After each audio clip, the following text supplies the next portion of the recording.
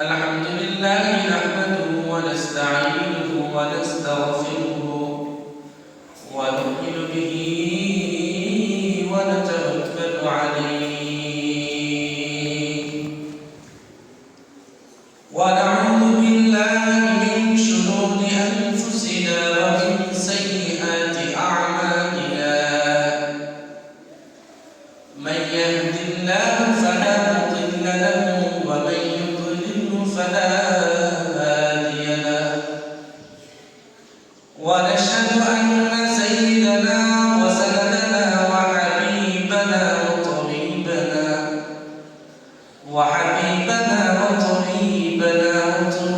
قلوبنا ومولانا محمدا عبده ورسوله صلى الله تعالى عليه وعلى آله وأصحابه وبارك وسلم تسليما كثيرا أما بعد فأعوذ بالله من الشيطان الرجيم بسم الله الرحمن الرحيم وما أرسلناك إلا رحمة للعالمين وقال تعالى في كلامه المجيد وعجبوا أن جاءهم منذر منهم إلى آخر الآية وقال تعالى في كلامه المجيد والقرآن ذي الذكر بل الذين كفروا في عزة وشقاق وقال النبي صلى الله عليه وسلم عليكم بسنتي وسنة الخلفاء الراشدين أو كما قال عليه الصلاة والسلام أنوار شمال معدود नहीं है أنوار शुमार معدود नहीं है रहमत की आफियात मसदूद नहीं है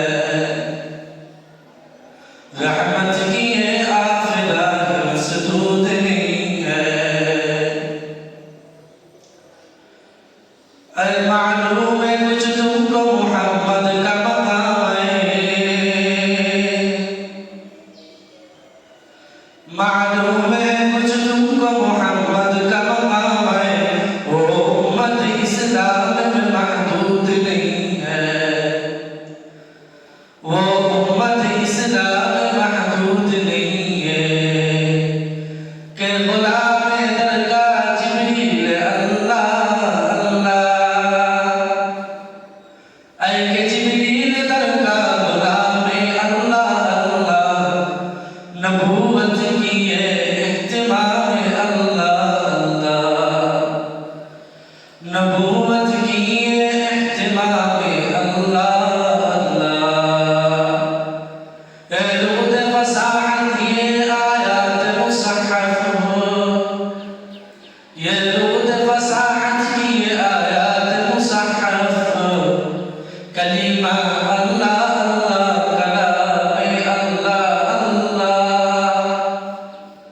कलीमा अल्लाह कलाम अल्लाह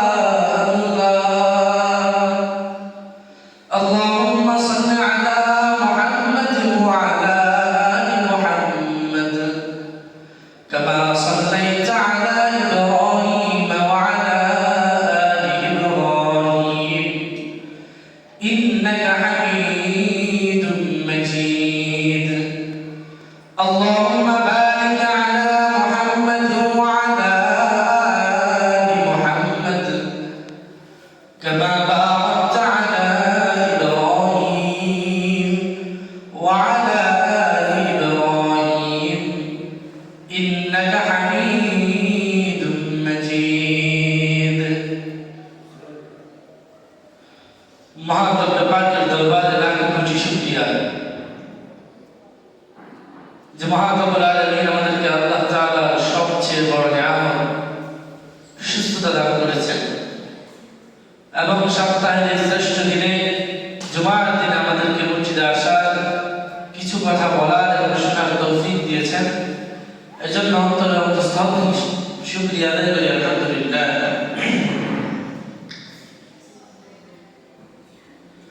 শুকরিয়া আদায় করি একটি জাতির প্রতি শুকরিয়া আদায় করি এক স্বাধীনতার প্রতি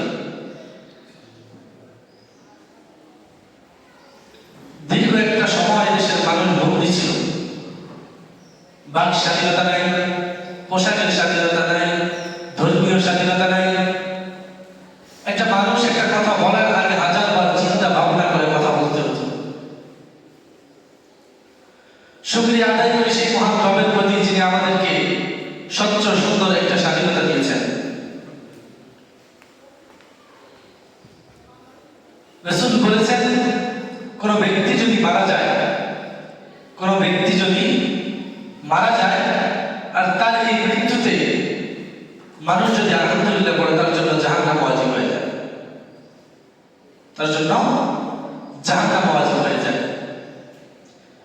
হাজার মানুষের মৃত্যুতে দেশের মানুষ আলহামদুলিল্লাহ পড়েছে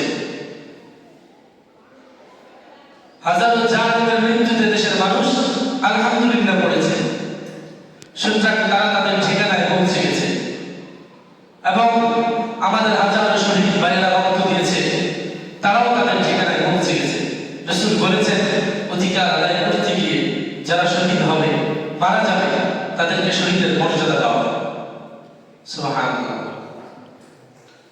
তো জালেমরা তাদের ঠিকানায় পৌঁছে গেছে মজলুমরাও তাদের স্বাধীনতা পেয়ে গেছে আর যারা শহীদ হয়েছে তারাও তাদের স্থানে চলে গেছে সর্বোপরি এই স্বাধীনতাকে আমরা রাখতে আমরা আমাদের সর্বপ্রকার চেষ্টা অব্যাহত রাখতে পরিপূর্ণ প্রচেষ্টা অব্যাহত থাকবো ইনশাআল্লাহ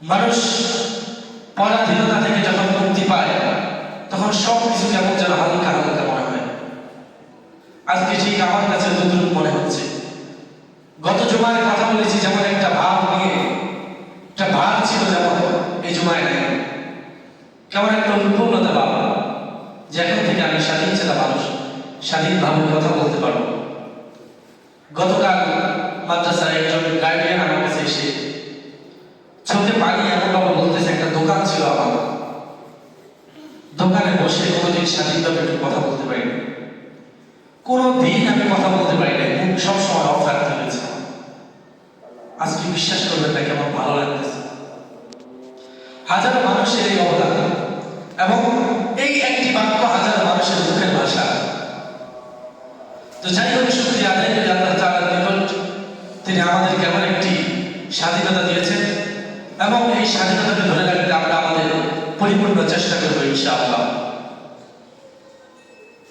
আয়াতে কারিমা তেলাওয়াত করেছি সূরা সাদের 22টি আয়াত প্রথম আয়াত থেকে 7 নম্বর আয়াত পর্যন্ত আল্লাহ তাআলা বিশাল বর্ণনা দিয়েছেন আলোচনা দীর্ঘ ধারাবাহিকতায় রাসূলের সিরাত নিয়ে জীবনী সংক্রান্ত আলোচনা একে একে প্রায় 9 থেকে 10টি পর্ব শেষ এই সপ্তাহে আলোচনা হবে রাসূল করিম সাল্লাল্লাহু আলাইহি সাল্লামের আরো কষ্ট এবং সহিষ্ণু জীবন সম্পর্কে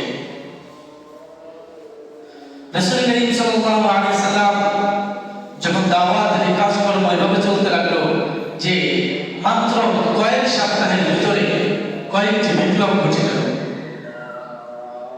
মাত্র কয়েক সপ্তাহের ভিতরে যখন মুশরিকরা দেখলো কয়েকটি বিপ্লব ঘটে গেছে কেমন বিপ্লব হযরত হামজা রাদিয়াল্লাহু আনহু ইসলাম গ্রহণ করলেন তারপর দুই দিন না যেতে হযরত ওমর ইসলাম গ্রহণ তারপর তারা যখন প্রস্তাব করলো যে আপনারাও কিছু মানে আমরাও কিছু মানি এটাও প্রত্যাখ্যান সরাসরি তারপরে কি মুসলমানদের এভাবে উত্থান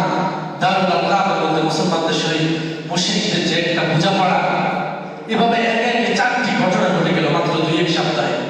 মুশরিকদের তরঙ্গ হয়ে উঠল, মুহাম্মদ যদি এভাবে চলতে থাকে আগামী আর কয়েকদিন পরে আমরা এদের সাথে টিকতে পারবো না। তো যেহেতু টিকতেই পারবো না, কি করা উচিত আমাদের? বিশাল একটি দল গঠন করা হলো কুরাইশদের পক্ষ থেকে। যেহেতু রাসূল করিম সাল্লাল্লাহু আলাইহি ওয়াসাল্লাম এর চাচা ছিলেন আবু তালেব। আবু তালেবের 2 বংশ, বনু হাশিম এবং বনি আব্দুল মুত্তালিব। এই 2 বংশ রাসূল করিম সাল্লাল্লাহু আলাইহি ওয়াসাল্লামকে পরিপূর্ণভাবে সহযোগিতা করতেছিল। তো যেহেতু রাসূল করিম সাল্লাল্লাহু আলাইহি ওয়াসাল্লামের উপর যদি কোনো আছর আসে, এই 2 গোত্র দাঁড়িয়ে যাবে। আর মক্কার মধ্যে এই 2 গোত্র ছিল সবচেয়ে বেশি শক্তিশালী, যার কারণে মুশরিকরা সাহস করত না রাসূলকে কোনো ধরনের আঘাত করা। তো এই মর্মে তারা একটি প্রতিনিধি দল গঠন করলো, যেখানে প্রায় ঘটনার মধ্যে 12 জন, কেউ বলেছেন 24 জন ছিল। আবু জাহেল, উতবা, শাইবা, এরপরে কি আবু লাহাব, ইকরামা বিনতে আবু লাহাব, ইউসুফ, আবু সুফিয়ান, এভাবে দীর্ঘ একটা লিস্ট এসেছে কাফেরদের, যারা প্রতিনিধি হয়ে আবু তালেবের নিকট গিয়েছিল। গিয়ে তারা আবু তালেবকে প্রস্তাব করলো যে আপনার ভাতিজা যে সমস্ত কাজকর্ম করতেছে আমাদের ধৈর্য সীমার বাইরে চলে গেছে, আমাদের ধৈর্য সীমার বাইরে চলে গেছে। সুতরাং হয়তো আপনার ভাতিজাকে থামান, নয়তো আপনাদেরকে হত্যা করার পর আমাদের বিরুদ্ধে আপনারা দাঁড়াতে পারবেন। নাউজুবিল্লাহ। আমরা তাকে হত্যা করার পর আমাদের বিরুদ্ধে দাঁড়ানোর কোনো সবুত আপনারা পাবেন না। সুতরাং আমরা আপনার কাছে এসেছি সর্বশেষ আলটিমেটাম নিয়ে। সর্বশেষ কি নিয়ে? সর্বশেষ আলটিমেটাম নিয়ে। মনে পড়ে হযরত খালিদ বিন ওয়ালিদ রাদিয়াল্লাহু আনহুর কথা। যুদ্ধের ময়দানে মাত্র 30,000 সেনাবাহিনী নিয়ে তিনি উপস্থিত, আর বিপরীত লক্ষ্যে প্রায় 3 লক্ষ সেনাবাহিনী। তখন তাকেও সর্বশেষ আলটিমেটাম দিয়েছিল কায়সার যে 1 রাত সময় দিচ্ছি, তোমার সেনাবাহিনী নিয়ে পালিয়ে যাও, কারণ আগামীকাল যে সকাল দেখবে এটা তোমাদের সকাল নয়, এটা আমাদের সকাল হবে। বিপরীতে হযরত খালিদ বিন ওয়ালিদ রাদিয়াল্লাহু আনহু ছোট্ট একটা চিঠি লিখেছেন, মিন খালিদ বিন ওয়ালিদ ইলা আমরাতুল ফারস, যে খালিদ বিন ওয়ালিদের পক্ষ থেকে ফারসের বাদশার নিকট বিসমিল্লাহি তাআলা, আল্লাহর নামে শুরু করছি। মনে রেখো আমরা তোমাদের নিকট যে দিন নিয়ে এসেছি, হয়তো এই দিন কবুল করো, হয়তো এই দিন কবুল করো, নয়তো আমাদেরকে জিজিরা দাও, নয়তো আল্লাহর কসম তোমাদের সামনে আমি এমন এক সেনাবাহিনী দাঁড় করাবো যারা তোমরা দুনিয়ার জীবনকে যতটা ভালোবাসো এর চেয়ে 1000 গুণ তারা মৃত্যুকে ভালোবাসে। সুতরাং এমন এক শক্তিখানে তাদের ঈমান কেমন ছিল, আর রাসূল করিম সাল্লাল্লাহু আলাইহি ওয়াসাল্লামের ঈমান কেমন হবে? তো মুশরিকরা যখন সর্বশেষ আলটিমেটাম দিয়ে গেল, রাসূল ভাবলেন হয়তো এটাই শেষ, আর আমাকে সাহায্য সহযোগিতা করবে না আমার মিত্র। মনক্ষুণ্ণ হলেন অনেক। একটা মানুষ কতটা অত্যাচার সহ্য করতে পারে? অল্প কয়েকদিন কতটা অত্যাচার সহ্য করবে? তো ঘটনা আমি বলেছি, রাসূলকে যখন আবু তালেব বলল, তারা থাকতেই রাসূল সাল্লাল্লাহু আলাইহি ওয়াসাল্লামকে ডেকেছে আবু তালেব যে ভাতিজা, তারা যেই প্রস্তাব দেয় ওই প্রস্তাব তুমি মেনে নাও। কি বলে? তারা যেই প্রস্তাব দেয় ওই প্রস্তাব তুমি মেনে নাও। আবার অন্য বর্ণনায় এসেছে যে কাফেররা রাসূলকে বুঝাতে লাগলো, দেখো মুহাম্মদ, আমরা এখানে যারা আছি সবাই তোমাদের মুরব্বী, তোমাদের পূর্বপুরুষ, সুতরাং এমন কোনো কথা বলো না যেটা আমাদের গায়ে লাগে। আমরা তোমাকে পরামর্শ দিচ্ছি তুমি তোমাদের এই সমস্ত কাজকর্ম থেকে ফিরে আসো, অথবা তোমার ধর্ম নিয়ে তুমি পড়ে থাকো, কাউকে দাওয়াত দিবা না, কাউকে দাওয়াত দিবা না। তারা যখন একে একটা প্রস্তাব উত্থাপন করতে লাগলো, যখন তাদের কথা শেষ হলো, রাসূল বললেন আপনাদের কথা শেষ? তারা বলল হ্যাঁ আমাদের কথা শেষ। তখন রাসূল সাল্লাল্লাহু আলাইহি ওয়াসাল্লাম বললেন আমি আপনাদেরকে এমন একটা জিনিসের প্রস্তাব দেব, একটা বিষয়ের প্রস্তাব দেব, এটা যদি আপনি মেনে নেন, পুরো আজমি যারা আছে, অনারব যারা আছে, তারা আপনাদের গোলাম হয়ে যাবে, আর পুরো আরব সারা পৃথিবীর উপর রাজত্ব করবে। আবু লাহাব আবু জাহেল যখন এটা শুনলো যে আমরা রাজত্ব করবো সারা পৃথিবীতে, অথচ আমরা সারা পৃথিবীর কাছে বেদুইন হিসেবে পরিচিত, গ্রাম্য মানুষ হিসেবে পরিচিত, মেনেই চলে যাওয়া যায় একটা কথাই। তখন বললো তোমার প্রস্তাব কি বলো? বলে লা ইলাহা ইল্লাল্লাহ, কুলু লা ইলাহা ইল্লাল্লাহ, এই শব্দটা পড়ে নেন, এই কালেমাটা পড়ে নেন, কসম খোদা সারা পৃথিবী আপনার পদতলে আসবে। তখন আবার আল্লাহ অপমান করতেছ আমাদের, তুমি এখানে ডেকে এনে মহা এক প্রস্তাবের নামে আমাদেরকে অপমান করতেছ। সুতরাং আজ থেকে তোমার আর আমার রাস্তা আলাদা হবে, তোমার আর আমাদের রাস্তা আলাদা হবে। তারা চলে গেল, রাসূল ভাবলেন একা হয়ে গেছি। তখন দেখলেন যে না, বনু হাশিম এবং বনু আব্দুল মুত্তালিব রাসূলের সাথে একাত্মতা পোষণ করলো এবং বলল, মুহাম্মদ আপনি যতদিন আছেন, কাফের এবং মুসলমান উভয়ই বলল, আপনি যদি পাতা খেয়ে থাকেন আমরা পাতা খাবো, আপনি যদি পানি খেয়ে থাকেন আমরা পানি খাবো, আপনি উপবাস থাকলে আমরা উপবাস থাকবো। সুতরাং এই বৈঠকের পর যখন দুই দল দুই দিকে চলে গেল, আবু জাহেল মক্কার বড় বড় গোত্রপতি যারা ছিল তাদেরকে ডেকে পাঠালো। হাতিমে কাবার মধ্যে তারা বসলো, বসে এক সিদ্ধান্তে আসলো যে আজ থেকে মুহাম্মদের বংশধরের সাথে আমাদের কোনো লেনদেন হবে না। আজ থেকে বনু হাশিম এবং বনু আব্দুল মুত্তালিবের সাথে আমাদের কোনো লেনদেন হবে না, সকল লেনদেন বন্ধ থাকবে, কোনো ক্রয় বিক্রয় চলবে না, কেউ তাদেরকে সাহায্য করতে পারবে না, তাদেরকে কোনো তাদের সাথে বিবাহ বন্ধনে আবদ্ধ হতে পারবে না, তাদেরকে খাবার দিয়ে সাহায্য দিয়ে কোনো রকম সহযোগিতা করতে পারবে না। এ মর্মে তারা একটা অঙ্গীকার নামা লিখল। এই অঙ্গীকার নামায় মক্কার প্রায় 18 কিংবা 20টি গোত্র সাইন করল এবং এটা মক্কার দরজায় টানিয়ে দেওয়া হলো। শুরু হলো এক বিভীষিকাময় জীবন। রাসূল করিম সাল্লাল্লাহু আলাইহি ওয়াসাল্লামের সাথী বলবে এবং তিনি সহ্য করতে লাগলেন এক মর্মান্তিক কষ্ট।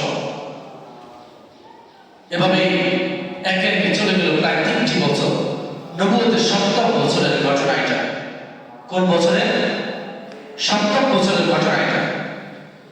এই 7ম বছর থেকে 10ম বছর পর্যন্ত চলতে লাগলো এই অবরোধ।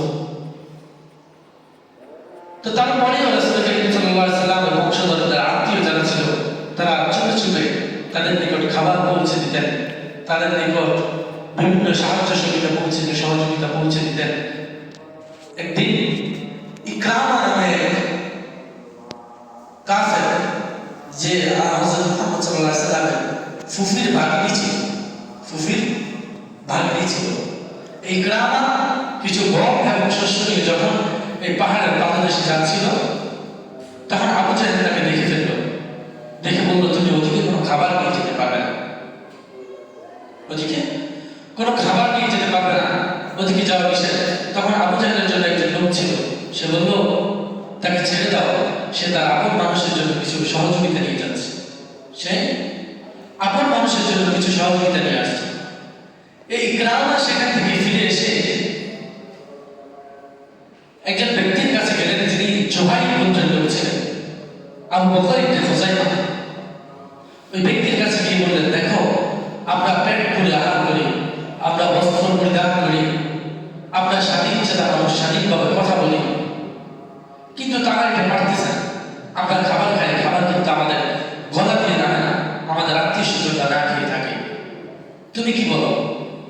বলে এই মর্মে আর কেউ আছে? বলে আমি আছি। তো ঠিক আছে, তৃতীয় ব্যক্তির সন্ধান করো। 2 জন হয়েছে, এই লক্ষ্যে তৃতীয় ব্যক্তির সন্ধান করো। দেখেন ছোট থেকে একটা আন্দোলন কিভাবে গড়ে ওঠে।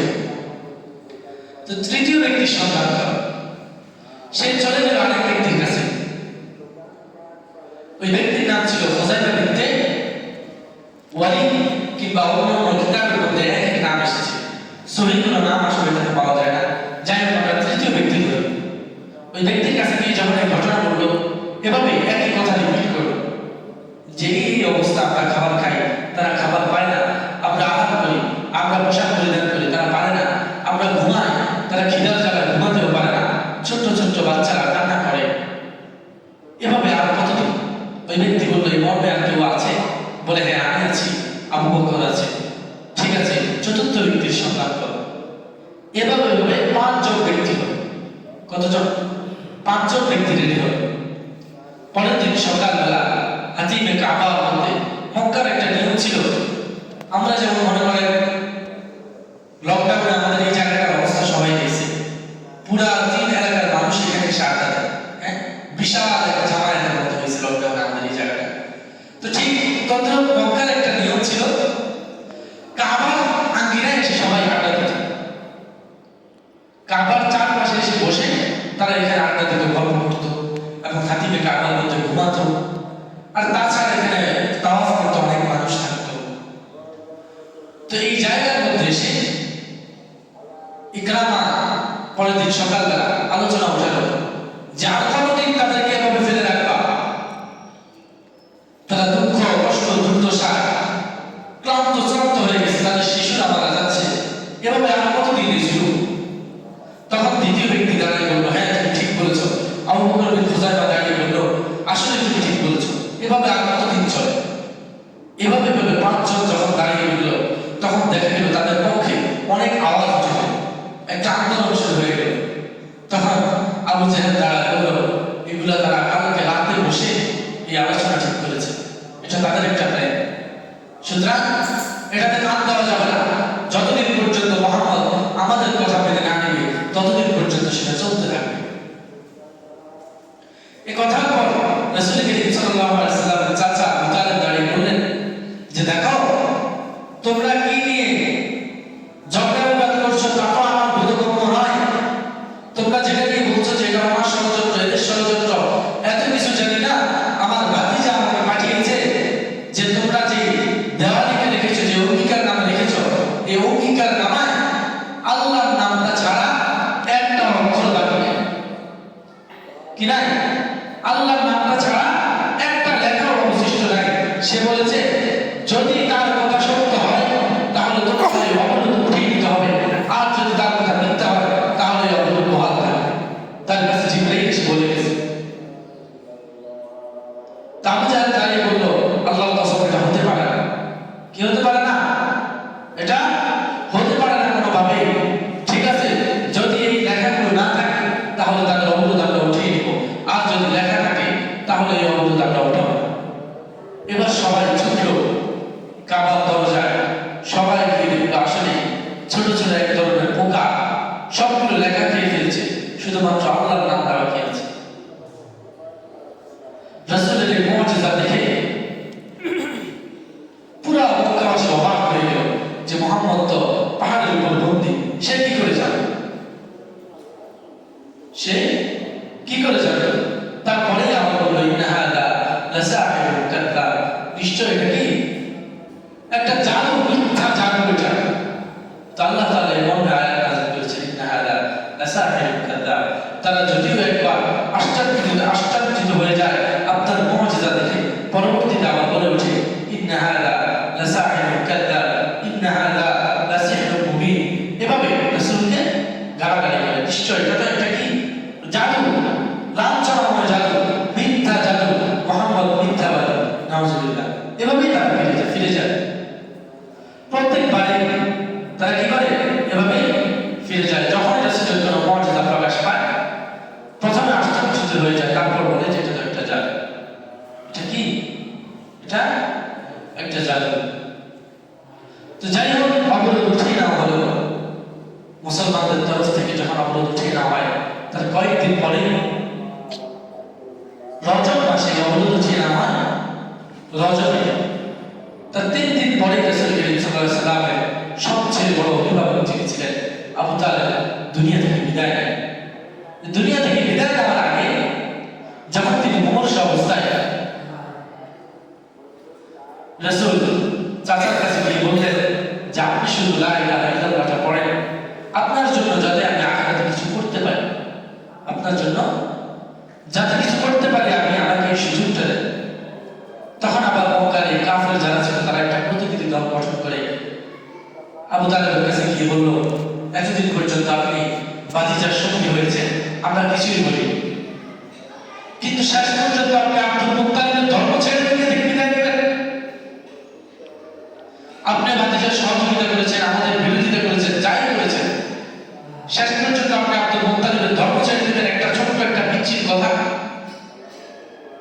তখন আবু তালেব বলল, না, আমি আবার পিতার ধর্মের উপরেই আছি। কি বলল? আমি আমার পিতার ধর্মের উপরেই আছি। রাসূল তার জন্য হেদায়েতের দোয়া করতে লাগলেন। কি দোয়া করতে লাগলেন? হেদায়েতের দোয়া করতে লাগলেন, মাফ করে দেওয়ার দোয়া করতে লাগলেন। তখন জিবরাইল আয়াত নিয়ে আসলেন যে নিশ্চয় যারা মুশরিক, যারা কাফের, তাদের জন্য দোয়া করা নবী এবং মুমিনদের জন্য লাঞ্ছনা, উচিত নয়।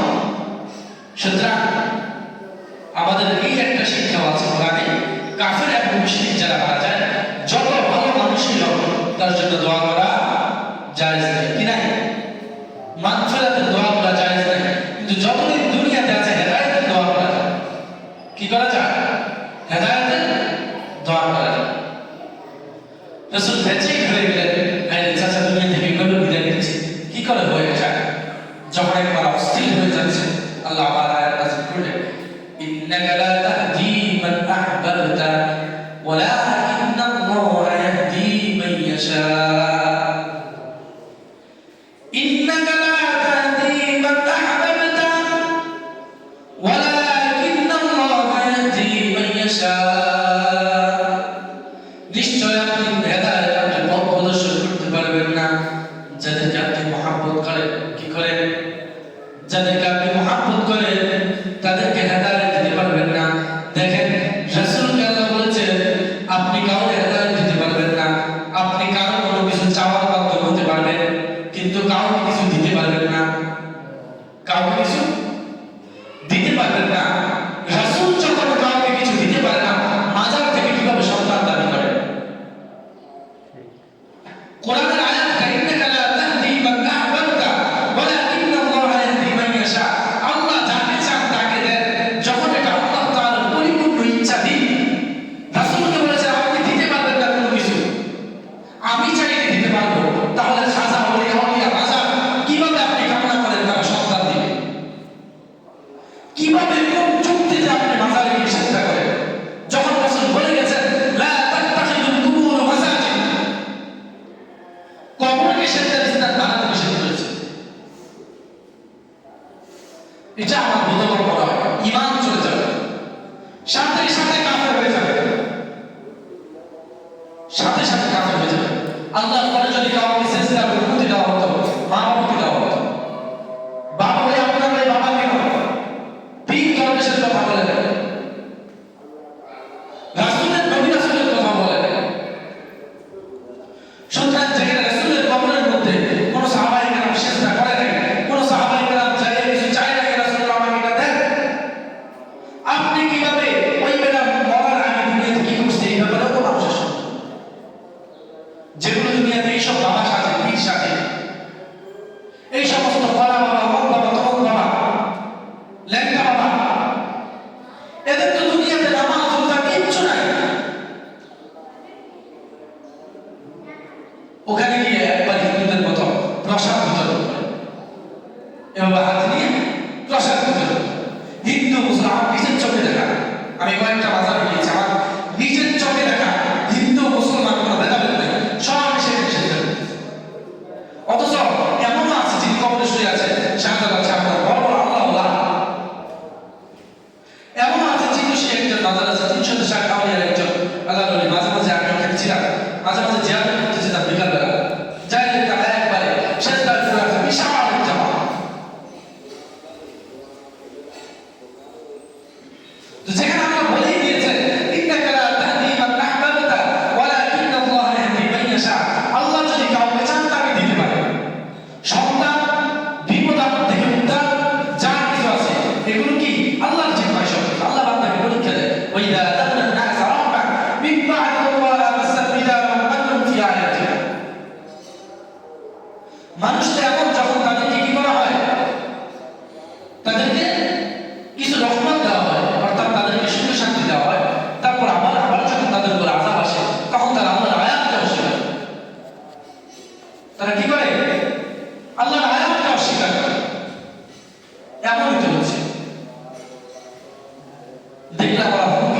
দিচ্ছে যে বাজার ভেঙে ফেলছেন কেন, যারা বাজার ভেঙে ফেলছে তারা কুফরি করতেছে, বাজার ভেঙে ফেলছে, এই করতেছে, ওই করতেছে।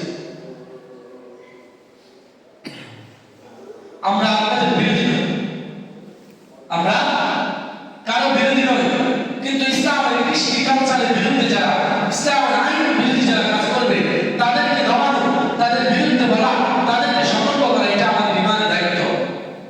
নয়তো এই বিপদ আমাকে সেদিন আমার বিরুদ্ধে কথা বলে। এই যে বিপদ বলে আমি বসে আমি কথা বলি, কোনো নেতা, কোনো নেত্রী কিংবা কোনো বড় মানুষ কিংবা কোনো জনগণের দিকে তার তাকিয়ে যদি আমি কথা বলি, মানুষের চেহারা করে যদি আমি কথা বলি, এই বিপদ এই চেহারা আমার বিরুদ্ধে সেদিন দেওয়ার দরকার আছে, যে সে আমার হক আদায় করে দেয়, সে আমার কি করে দেয়, হক আদায় করে দেয়। يوم يأتي الناس يوم يأتيهم العذاب فيقول الذين ظلموا ربنا أخرجنا إلى أجل قريب نجب دعوتك ونتبع الرسل أولم تكونوا أقسمتم من قبل ما لكم من زوال يوم يأتيهم العذاب যেদিন তারা কি করবে, হাসরের ময়দানে আযাব দেখবে, যখন জাহান্নামকে দেখবে তেড়ে আসতেছে, ফায়াকুলু আল্লাযীনা যালামু রাব্বানা আখরিজনা ইলা আজালিন করিব, যারা জুলুম করেছে, আল্লাযীনা যালামু, যারা জালিম ছিল দুনিয়ার মধ্যে, তারা বলবে হে মাবুদ এই আযাব আমাদের থেকে দূর করে দেন, কিছু সময়ের জন্য এই আযাব আমাদের থেকে দূরে রাখেন। রব্বানা আখরিজনা ইলা আজালিন করিব নুজিব দাওয়াতাক ওয়া নাত্তাবি'র রাসূল, আবার কিছু সময়ের জন্য দুনিয়াতে পাঠান, কসম করে বলছি আপনার ডাকে সাড়া দিব, আপনার রাসূলের অনুগত করব। সেদিকে কথা বলে লাভ হবে? হাসরের ময়দানে যদি দাঁড়িয়ে বলে আল্লাহ আমাকে একটু সময় দেন, আবার দুনিয়াতে পাঠান, আমি কসম করে বলতেছি আপনার ইবাদত করব, রাসূলের অনুগত করব, সারাদিন সেজদায় করে থাকবো, তওবা করতে করতে দুনিয়া থেকে বিদায় নেব, লাভ হবে? আল্লাহ এটাই বলতেছেন, ফায়াকুলু আল্লাযীনা যালামু রাব্বানা আখরিজনা ইলা আজালিন করিব নুজিব দাওয়াতাক ওয়া নাত্তাবি'র রাসূল। তখন আল্লাহ বলবে আওলাম তাকুনু আকসামতুম মিন ক্বাবলু মা লাকুম মিন যাওয়াল, এর আগেও তো কসম করে গেছো। আল্লাহ বলছে না যে আমি কি তোমাদের রব নয়? তখন সবাইকে বলছে ক্বালু বালা, ক্বালু বালা। এইটা স্বীকারোক্তি করা মানে আল্লাহর যত বিধিবিধান আছে সব কিছু আমার উপর আবশ্যক হয়ে গেছে। আমাদের ইমামে আযম বলেন, যদি কোনো বান্দার নিকট কোনো পথ প্রদর্শক না পৌঁছায়, কোনো পথ প্রদর্শক নাও পৌঁছায়, তারপরেও বিবেক যেহেতু আল্লাহ দিয়েছে, এই বিবেক খাটিয়ে ঈমান আনা তার উপর ফরজ, ঈমান আনা কি তার উপর ফরজ। সুতরাং আপনার উপর কোনটা ফরজ? মাজারে সিজদা করা নাকি মাজার থেকে উঠে আসা? বিবেক কি চিন্তা করেন? এই ব্যক্তি শেষ জামানায় অসুস্থ হয়ে গেছে, মানুষ বলে ধৈর্য ধরে দাঁড় করানো লাগছে, নামাজ নাই, রোজা নাই, বিড়িটাই না কবরে গেছে, আপনি তার কবরের মধ্যে যায় সিজদা করে বলতেছেন আমার সন্তান দেন। এজন্য আল্লাহ তাআলা আমাদেরকে এই সমস্ত বেদাত, কুসংস্কার, এই সমস্ত যে কুফরি কাজ আছে এগুলো থেকে আল্লাহ তাআলা আমাদেরকে হেফাজত করুন। এখানে কোনো বিদ্বেষমূলক কথা আমি বলিনি, আপনাদের বিরুদ্ধবাদী হয়ে কোনো কথা বলেছি এমন নয়, বরং আল্লাহ কোরআন যা বলে, হাদিস যা বলে, রাসূল যা বলেছে তা আপনাদেরকে শুনিয়ে দেওয়া আমার কর্তব্য। বাল্লিগু আন্নী